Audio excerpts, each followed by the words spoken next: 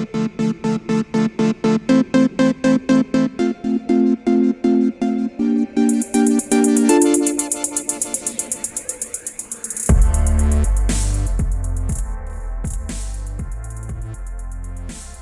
morning, good Friday morning, and welcome to Millvale for this week's edition of GikesGotGame on the River's Edge, found at riversedgepgh.com, as you can read right behind my shoulder if you're watching on YouTube. Thank you if you are checking out this week's show that way, or if you are listening via the website, live stream, or archived. 3 different ways to follow GikesGotGame and the other weekly programming that we have on the River's Edge, a different kind of radio, a new kind of radio for a new era, for sure, in media. I'm Matt Gajtka, I'm your host, and over the coming hour, we'll be discussing various sporting topics, including whether a lot of the superstitions we see in sports are harmless or if they're actually deleterious to the people and the teams that carry them out. Also, I will kill another cliche, this one relating to the NHL Stanley Cup playoffs, and you will hear this one a lot in the coming weeks and months if you pay attention for that long, which many of you do.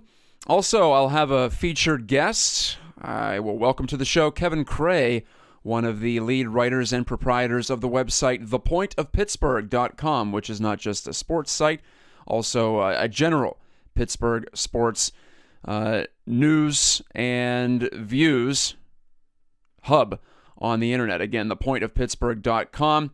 I'll be talking Pirates and Penguins, primarily with Kevin Creagh. He'll join me here in the second segment, or the second period, as we like to call it, here on GikesGotGame. I have 4 segments to every show, 3 of which are regulation periods, and one's an overtime, just like a hockey game. OT is usually a quick commentary, and it's a bit longer form in the other 3 periods preceding.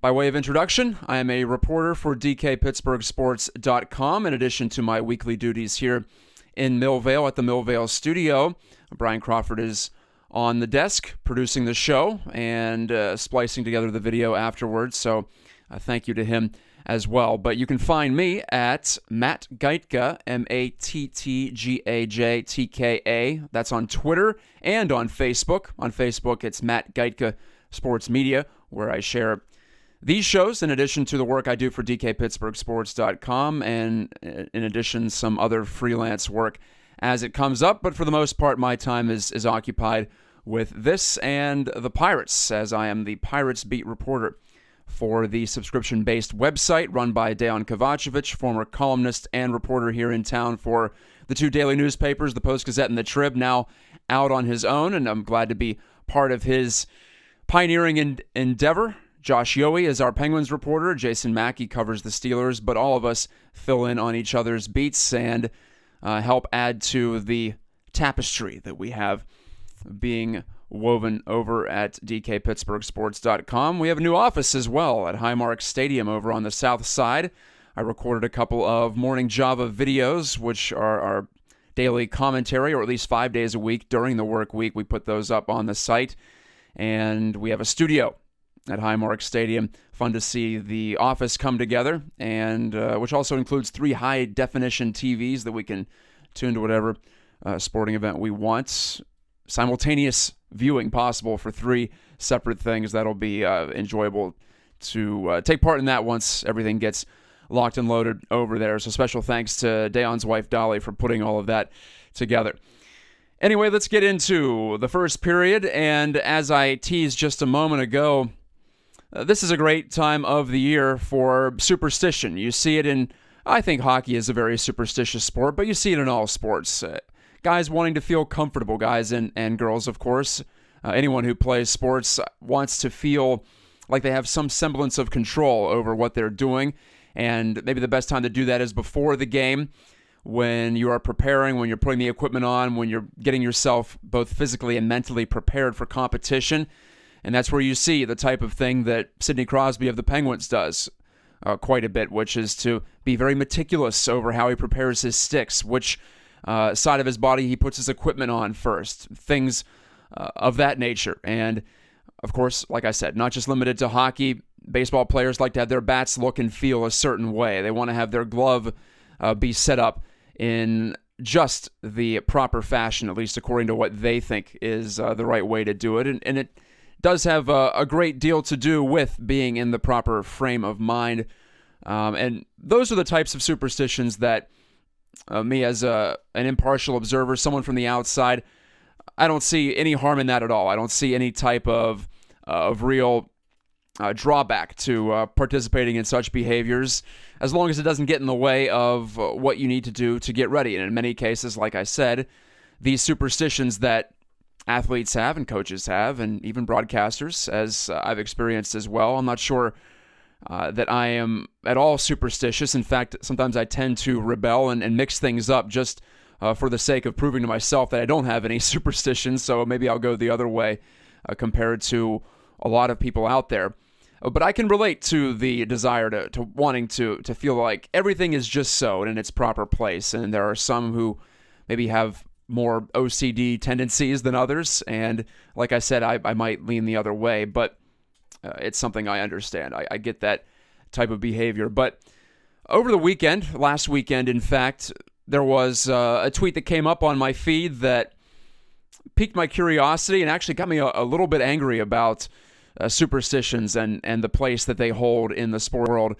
Apparently one of the New York Islanders, Cal Clutterbuck, said that or I don't even know if it was in New York or if it was in Minnesota, but there were two separate incidents, if you want to call it, this past weekend in the Stanley Cup playoffs, one in New York, one in Minnesota, where media members in a crowded dressing room, a crowded locker room after a game, were guilty, and I put guilty in air quotes. If you're watching, you saw me do that, so I want to let you know I'm being facetious about that word, but they were guilty of stepping on the team logo at the center of the team dressing room. So there's a carpet, and usually most teams in all sports have a logo of some sort in the middle of the room. And for some reason, hockey players and hockey teams seem to be very sensitive about stepping on the logo. And even if you're not even a member of the team, if you're just a media employee trying to interview someone, trying to get some sound or some video for your report later, or in the case of writers, canvassing the room and looking for good quotes for the story coming up in the post-game session. But teams are very unforgiving about even outsiders stepping on the logo because they feel it's a sign of disrespect to the team. And my feeling has always been that if you don't want someone to step on the logo, don't put it on the floor. And also, what's the difference between a logo on the floor of a clubhouse or a locker room or a dressing room, depending on the sport?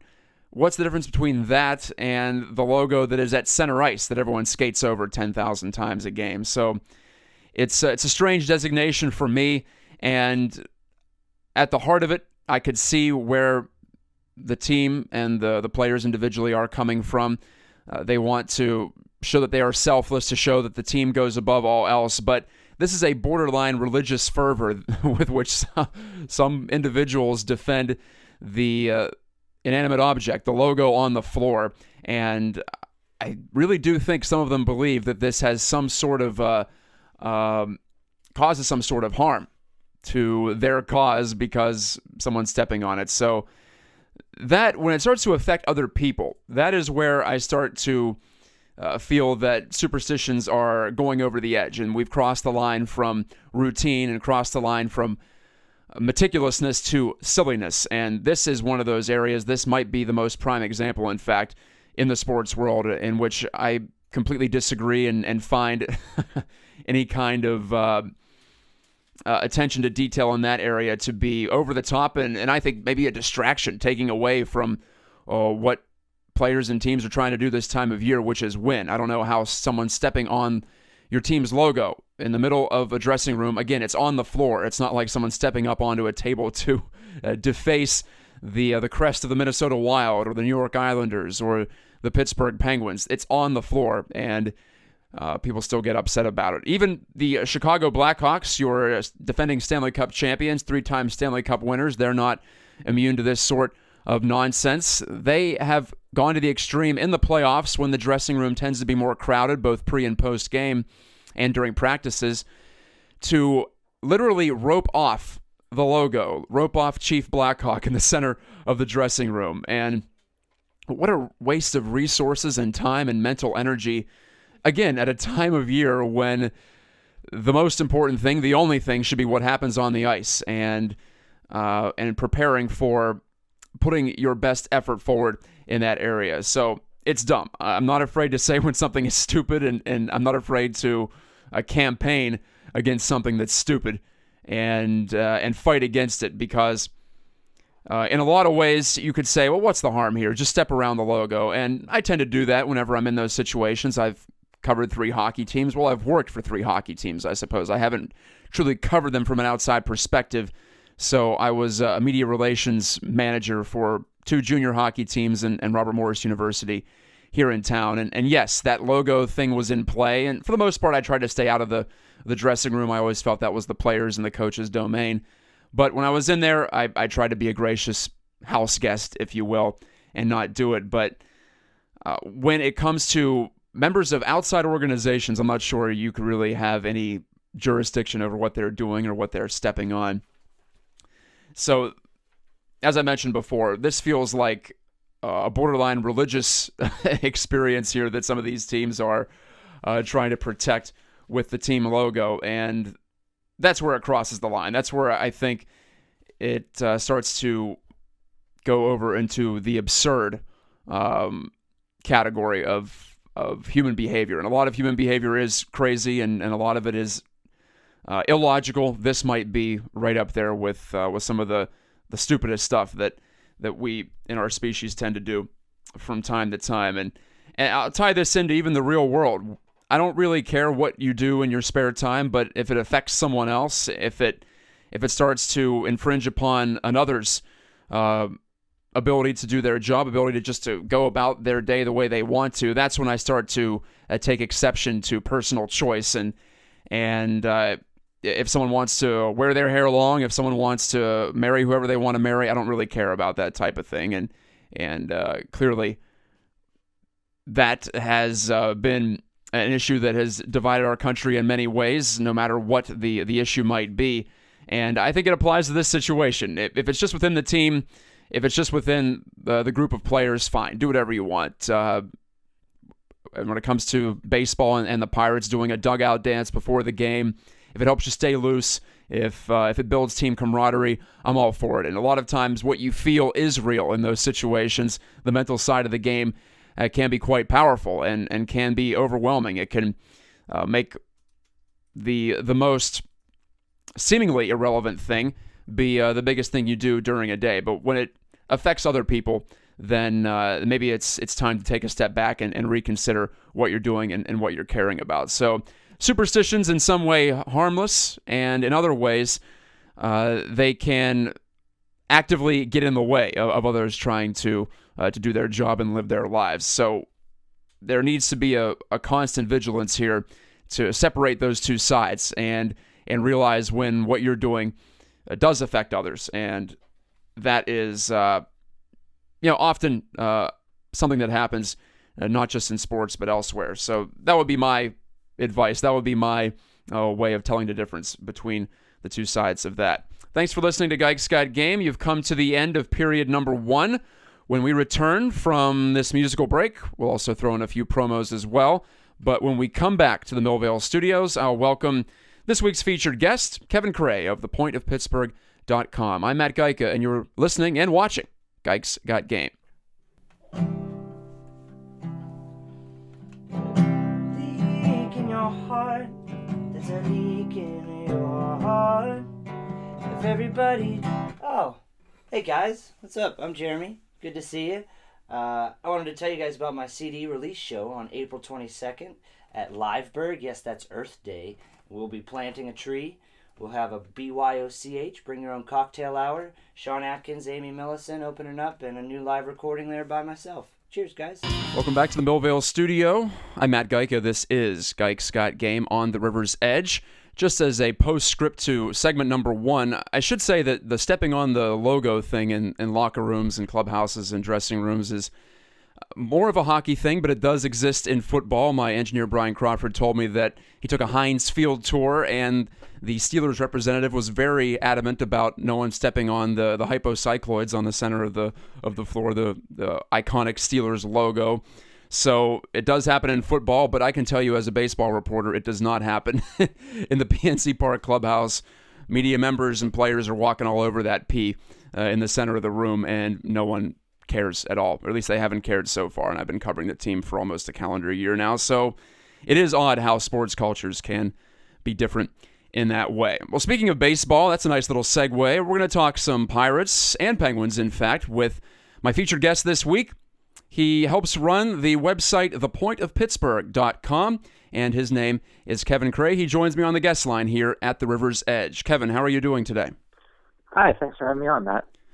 Good to have you on, and you put up some interesting work there at thepointofpittsburgh.com, and one of the most recent stories, in fact, the most recent at the time of this recording, is your piece on Gregory Polanco, and I did kind of more of a numbers-based thing on Gregory Polanco for DKPittsburghSports.com last week, just looking at his spiking walk rate. Yes, it's early in the year, but it's much higher than it was in his previous 1.5 seasons in the big leagues, and just his general production has shot up, and that continued over the recent homestand when the Pirates played the Tigers and the Brewers. But you included some graphical information from just an outstanding informational website, Brooks Baseball.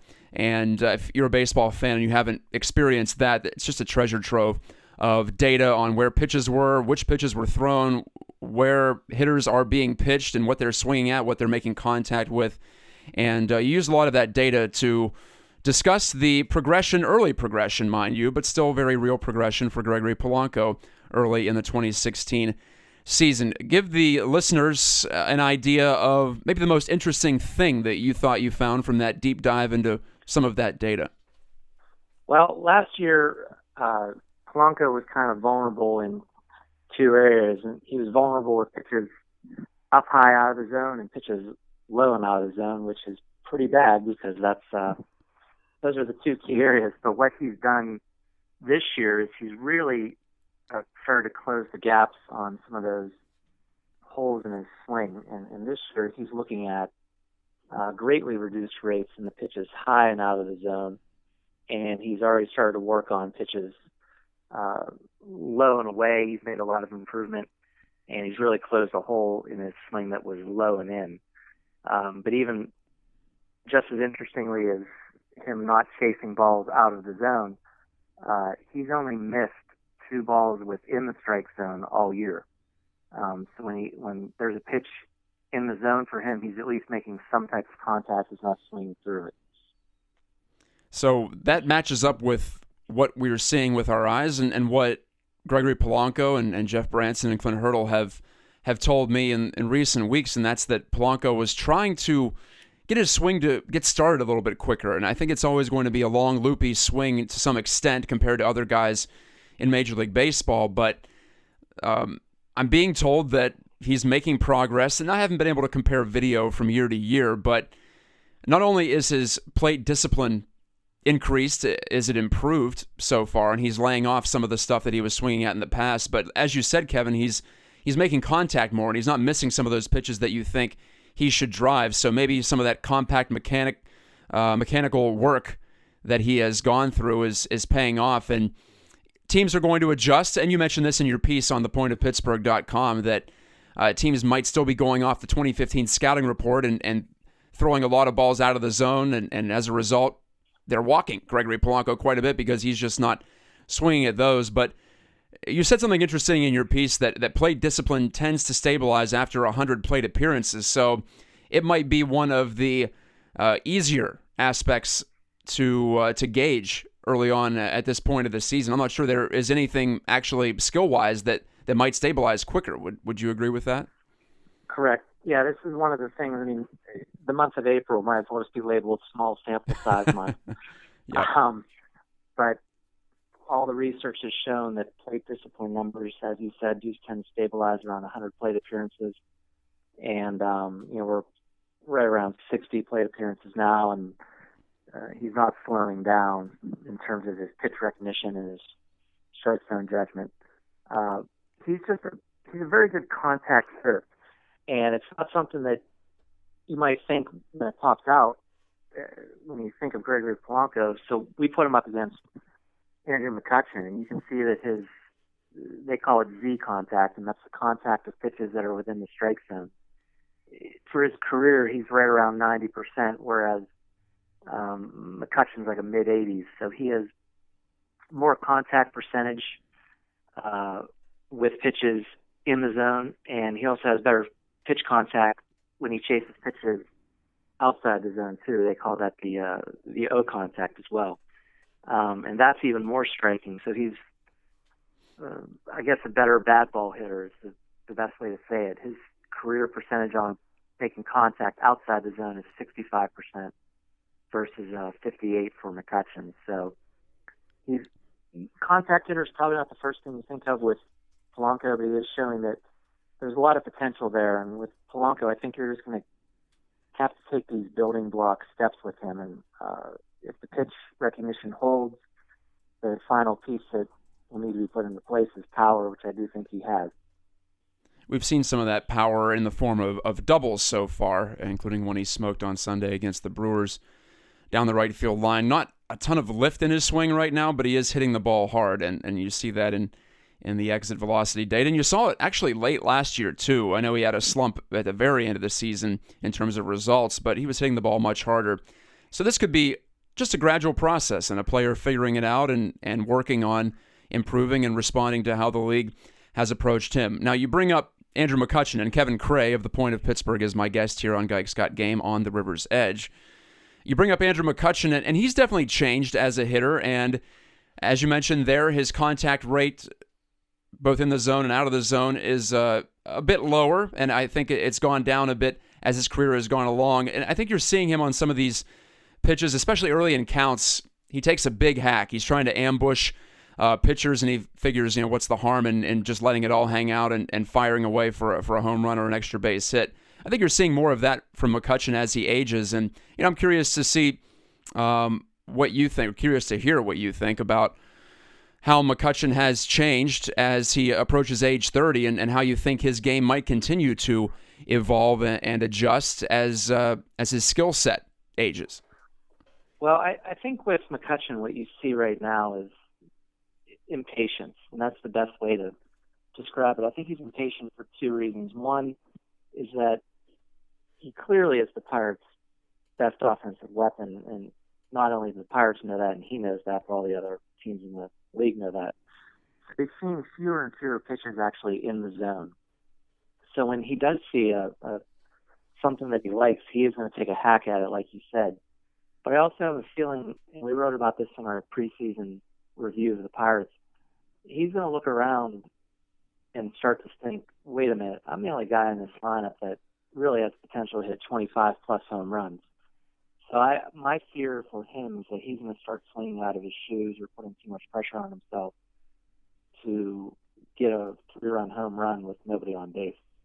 And that's what I'm worried about, and that's kind of what I see a little bit with him. I mean, he really lit that ball up on Saturday night. There was a lot of frustration in that swing when he took that one over the fence. And, that was his first of the year. And then he obviously had one on Sunday as well, going back to back. So he's starting to come out of his shell a little bit, but I just have a feeling he's putting a lot of pressure on himself at the outset of the year. I sense that even in spring, and the one prediction I made individual-wise for the Pirates individually is that McCutchen would have a career high in home runs, but a career low in batting average. I think his on-base percentage will stay stable because teams are going to pitch around him, and I still think he's going to take his walks, and he's not going to chase a ton. But I do sense what you were seeing there, Kevin, that he feels like there is a lack of power or lack of home run power specifically in this lineup. We'll see about Polanco and how that develops. We'll see about Starling Marte, who was on a 40-homer pace for a bit last year before that predictably cooled down. I don't think he's anywhere near that caliber of power hitter. So McCutchen might be the Pirates' only hope to have a true bopper, and maybe he's adjusting his game to adjust to those types of of conditions around him. So we'll see how that plays out as 2016 continues on. Let's switch to pitching before we get to hockey, Kevin. And I'm also interested in what you think about Juan Nicasio through 3 starts, and we're about to see a 4th here coming up on the West Coast trip. But he's had some flashes, especially great against the Cardinals in his first start, just really all over the place against the Tigers in start number 2, and then number 3 against the Brewers, a little bit of both. Some struggles in the middle part of his 6-inning start, but at the beginning and at the end, he turned it on and appeared to be the type of pitcher that we saw in spring training. But ultimately, where do you think he best fits on this Pirates team? And of course, midseason call-ups could change things if Jameson Taillon or Tyler Glasnow or both make it up. I think that might push Nicasio out of the rotation. But for right now, do you think he's better serving the Pirates in the rotation, or would he be best used as a multi-inning reliever? Well, these 3 starts that you've seen so far this year, that's like a microcosm of Juan Nicasio's career. He'll flash a brilliant start. He'll look like he's never stepped on a mound before, and then he'll kind of struggle along and get you 5 to 6 innings, 3 earned runs, a few walks, and a bunch of Ks. He's a frustrating pitcher. I mean, he was with the Rockies for a long time, but his career high in innings, I believe, is only 155 or 157. And that was the only time in his career that he's pitched over 100 innings. He's had some injury issues. He's worked through them. There was no way that the Pirates could keep him out of the rotation after that spring training that he put together. But I just feel that he's, whether it's Nicasio or Locke, you need to have someone be a solid placeholder until, in my estimate, June 20th rolls around. And that's when I think you'll see one of Glasnow or Taillon, my money's on Glasnow, come up once the post-Super 2 deadline has safely passed. You say Glasnow. I think it's Taillon, actually. That's my feeling on the situation, judging from Neil Huntington's comments on Sunday about Glasnow not using the changeup at all. I think the Pirates are going to want to see quite a series of starts from him, in which he uses 3 pitches. Yeah, I don't disagree with you. I also think that Huntington, in his time that I've spent with him and talked with him, he knows how to use the media, and he knows how to use his platform. And that interview wasn't necessarily for us listening or for Greg Brown. That was going straight to Indianapolis to Tyler Glasnow. And I don't disagree with you about Taillon. It could very easily be him. But he has so much rust and barnacles to knock off after 2 seasons of not pitching competitively, so to speak. I know he's been obviously throwing, but not pitching in real minor league games. I just think they need to see that he legitimately needs work. And unless he just keeps on this crazy pace of starting to blow people away and all 3 of his pitches come back, but keep in mind that Taillon's changeup isn't exactly going to get confused with Felix Hernandez's anytime soon. But my money is on Glasnow, and I think what you heard on Sunday was for Tyler Glasnow's wake-up call. I could see it that way too, and I've gotten the same impression of Neil as well. He's a very savvy guy, and I think you can sense he comes into each media availability with maybe a couple of talking points or a couple of things he wants to get out there, and in this case, I'm fairly certain those words have made their way down the chain to Indianapolis. So yeah, I would never want to play poker against Neil Huntington because that guy has a plan. He's human. He makes mistakes, and he'll tell you of those mistakes. But he knows exactly what he's doing every time a microphone is put in front of him. And he speaks with a purpose, and he keeps everything real close to the vest if he doesn't want to tell you anything. So yeah, I think that was more for Tyler's benefit than anyone else's. Well, speaking of men with a plan, Jim Rutherford has certainly had a plan over the course of the 2015-16 season. It feels like the 2016 season because the Penguins have been completely different right around since the calendar page turned over. And right. They become much faster, and you wrote about this using some data from a couple of years ago, but I think still pertinent too. what the Penguins are doing. The Penguins, judging on data collected from a company called Power Scout Hockey and their partners at Prozone Sports a couple of years ago, actually a year and a half ago, Carl Hagelin, Sidney Crosby, and Phil Kessel are 3 of the 16 fastest NHL skaters by top speed. Not necessarily acceleration. They're up there too. The top acceleration mark actually went to Alex Ovechkin, which is very impressive to me for a guy of his size. That is quite the athlete that they have in Washington. But Hagelin, Crosby, and Kessel all among the top 16 in top speed. And they aren't alone in guys who can fly on this team. So many of those youngsters called up from Wilkes-Barre Scranton over the course of the preceding months have increased the team speed. Mike Sullivan is encouraging fast play, and no matter what happened in Game 2, I think they will stick to that, and I think that will carry them past the Rangers in the first round, at least, of the Stanley Cup playoffs. But I guess it's good for me, a data-driven person, someone who responds to seeing the hard numbers, to see that, to understand that, okay, we know these people are faster than most, but to see exactly how fast they are, that was cool for me. So thanks for linking that in your recent piece on not the march, but the whoosh of the Penguins. They have been flying by opponents, like I said, since the start of the new year. Do you feel that might be the best way to go about it in hockey? I know that the game isn't as wide open as it was maybe 10 years ago, but at the same time, the old tenet that you can't hit what you can't catch, that remains true, doesn't it? I agree, and I think you are seeing an evolution of the game to more of a speed-based game. The guys that look like they're kind of skating in mud, they're slowly being phased out. Obviously, there's definitely been a de-emphasis on fighting and things of that ilk. But I do think it's more of a speed-based game, and you can't just be the guys that fly up and down the ice. You got to be able to put the puck in too to have any sort of longevity as well. There's been plenty of fast players, and Penguins have had a few of them just have never developed really. But you're starting to see a little bit. And here's where I have to put on my tinfoil hat a little bit. Okay.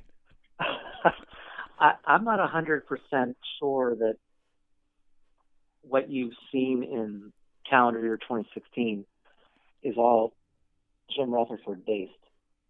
And I alluded to in the piece that, my personal conspiracy theory is that Jason Botterill is starting to get more influence in that front office decision making. And that's totally unfounded and everything. But what you're seeing with this speed-based game is a 180 from everything that Jim Rutherford had done prior to his career and even at the start of his Penguins career. He's shifted out his own acquisitions, like a David Perron for a Carl Hagelin. Gave up on Sergei Plotnikov very quickly. And these are the type of moves that it's hard for me to see Rutherford being 100% acknowledging his mistakes this quickly. And not necessarily that they were mistakes, but I think it's just a total shift in philosophy. And for me, that's kind of signaling that Botterill might be getting a little bit more influence in the decision-making and perhaps getting ready to be transitioned into a more prominent role. Jason Botterill is held in high regard across hockey, so that would not surprise me. And I know I was a little bit stunned by the fact that he stayed around under Jim Rutherford when the regime change went on 2 summers ago. So I actually was very surprised too. Yeah, it seemed like he was destined to be a GM somewhere, and it could be in Pittsburgh, as it turns out, and I guess we'll find out. The whole situation seemed to me like he was promised to be the GM in waiting, and that just learn from the feet of the cross of Rutherford, and in however many years they told him the job's going to be yours. That's just the impression that I got for why he would have stuck around. And maybe you are seeing a subtle shift of power or thinking. And one other thing that is in Jim Rutherford's favor, if you want to give him credit, is maybe sensing the urgency. I'm not sure he ever felt this level of urgency to win in Carolina when he was down there. Even when they won the Cup, there wasn't that type of external and internal pressure, to be fair, to win. So that can also inspire a change in someone who maybe set in their ways. Well, Kevin, we're out of time for the second period of today's show. Thank you for joining me. Again, it's thepointofpittsburgh.com, and folks can find you on Twitter at thepointofpgh, correct? That's the one you operate for the site? Yes, that's correct. All right, awesome. He's Kevin. I'm Matt. Yeah, we'll be right back. Sorry, go ahead. Oh, I just want to say thank you for slumming it for one article at The Point of Pittsburgh before you got hooked up with big-time DK on sports operations. So I just wanted to thank you for that personally. I think I might have done 2 for you guys, actually, on the Riverhounds last year. I'm thinking back to it. But, hey, no matter the platform, I'm always happy to empty my thoughts out onto, I was going to say a sheet of paper, but it's not that anymore, out onto a Word document and then onto whatever website's out there. So, well, thank you, Kevin, for that chance, too. I appreciate it. All right, well, thank you very much, Matt. Okay. That's Kevin Creagh. I'm Matt Gajtka. We'll return on GikesGotGame in just a moment. Art All Night 2016, now in its 19th year, returns to the Lawrenceville neighborhood of Pittsburgh on April 23rd through the 24th. The 22-hour event runs through the night and will take place at the Arsenal Terminal building between 39th and 40th Street.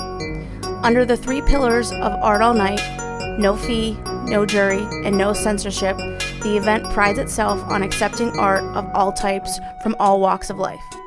Artists may submit one piece of original artwork through the online portal at artallnight.org. If you'd like to help make Art All Night 2016 a reality, please sign up to volunteer at the event. It takes over 300 volunteers to make the show run smoothly, and shifts are as little as 2 hours. Visit artallnight.org for more information. We hope to see you there. And we're back on the river's edge. This is GikesGotGame. I'm Matt Gajtka, wearing my Chicken on the Hill Pirates throwback t-shirt. I thought it was appropriate after what we saw last weekend with the Pirates busting out the We Are Family 1979 throwback uniforms. Yes, we can quibble over whether the hats really look like a pillbox hat or if they're kind of a hybrid. And I know the socks weren't correct either, according to some folks who let me know about that in my post-game story from PNC Park. And I am a uniform stickler, but I'm also a uniform appreciator, and I have always loved the vibrant colors. And I call them garish in my post-game recap before leaving on a 10-game trip to follow the Buccos out west. Garish in a neutral way, not in a bad way. I think some people took that the wrong way. And I looked up the word garish, and some of the definitions are negative by connotation, so maybe I'll watch my words a little bit more next time. But I always thought garish just meant bright and in your face, and that's what those uniforms were, with the gold tops and the black pillbox style hats, the black pants. You don't see black pants in baseball that often. Clint Hurdle going all black on Sunday with the pullover like he usually wears over the top of his jersey. Of course, the black cap, black pants, black shoes. Very slimming look for Clint. Maybe that was part of the strategy there. I didn't get a chance to ask him about that, though, in the post-game presser. Maybe a chance in the upcoming trip. But Chicken on the Hill, if some of our younger listeners and viewers don't know, and really, I don't remember Bob Prince, the Pirates old broadcaster, but that was one of his expressions when there was a base runner on, and the Pirates this year have had plenty of chickens on the hill ready to be driven in.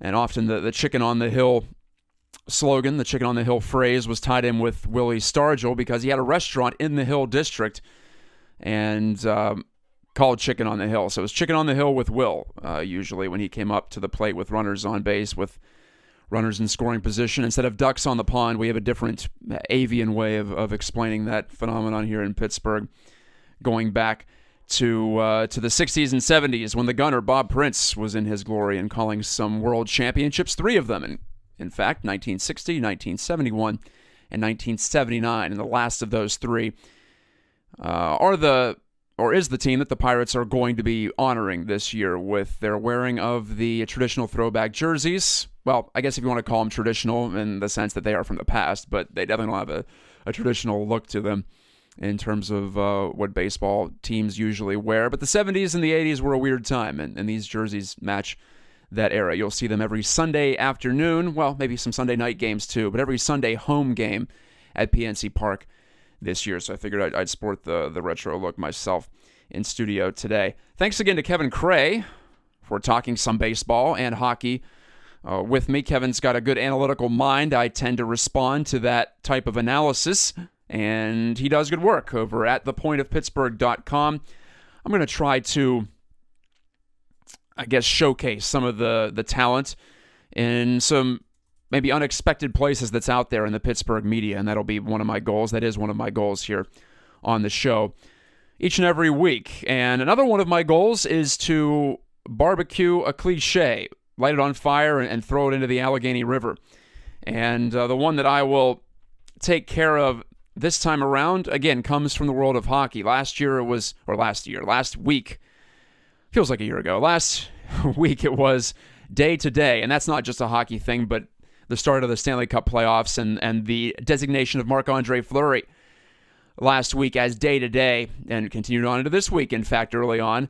That got me thinking of how often that phrase is used and how little it actually means. And frequency of use and paucity of meaning are two of the checkpoints for my Kill the Cliche segment. So this week is another one that's inspired by hockey. What is it about hockey? They have some silly things going on there, but I love the sport. So maybe that makes it okay for me to call it out a little bit more than maybe someone who doesn't appreciate it. But one I heard from Tampa Bay Lightning coach John Cooper that set me on edge was 3 words: match their desperation. And you'll hear that a few times coming up from coaches and players when they'll say, we just have to match the other team's desperation. And that's what John Cooper said his Lightning didn't do in Game 3 of their first-round series against the Detroit Red Wings, a game which, of course, they lost. Notice that a team never fails to match desperation when they win. It's always an explanation after you lose or after you have a rough period at the very least, if you're interviewed between periods at the intermission. Or I guess even on the bench these days with the way TV broadcasts are. But, call me crazy, but I don't think desperation and compete level, another least favorite phrase of mine from hockey. Why don't we just say competitiveness? Compete level is just a weird way to phrase that too, but that's another thing that's taken on a life of its own in the world of hockey. But that's what you hear plenty, not just this time of year, but also during the regular season. However, it comes to a peak in the playoffs when, of course, teams are more desperate. And I'm not saying that's not a factor. I'm not saying intensity isn't a contributing factor to wins and losses. But one would imagine, one would hope that teams are ready to go and teams are prepared for intensity, both at home and on the road. You always hear in Game 3 when the team that was at home for the first 2 contests of a playoff series goes to the road to the other venue, that Game 3 is tough, and I understand that. You get used to having the home fans on your side in the first 2, and then when that turns around, that can be quite the jarring experience. It is in the stands, it is in the press box, and I'm guessing it's even more so when you're actually playing the game. So I'm not saying that I completely write that factor off. Desperation, intensity, try-hardness, whatever you want to say. I'm sure that has been spoken in the sport of hockey too.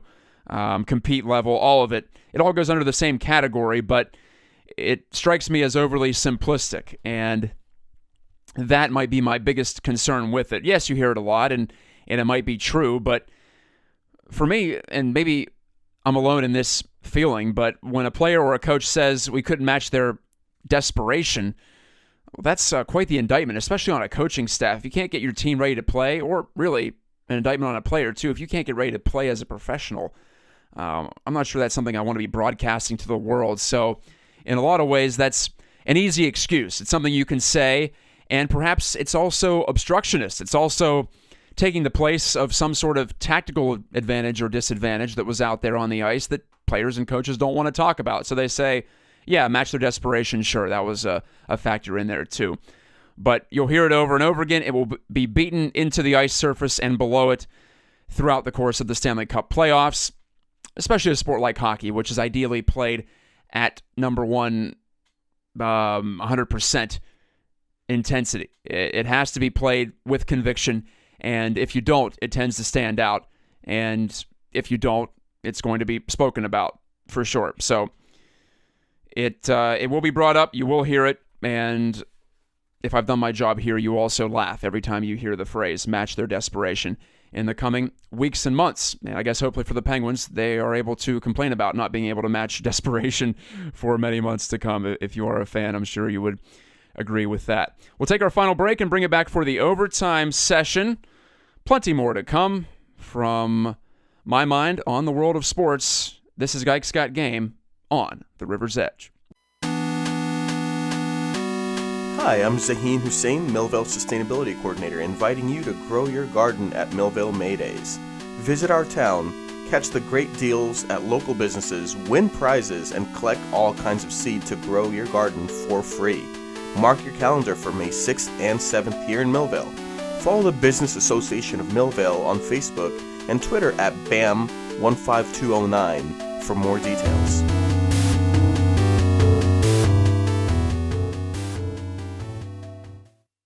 Thank you for listening. I'm Matt Gajtka. We're ready to wrap up this week's edition of GikesGotGame. April 22nd, initial running of the show, Friday morning, 7 a.m. That's when every show has its first run, and then on in perpetuity on YouTube and on riversedgepgh.com.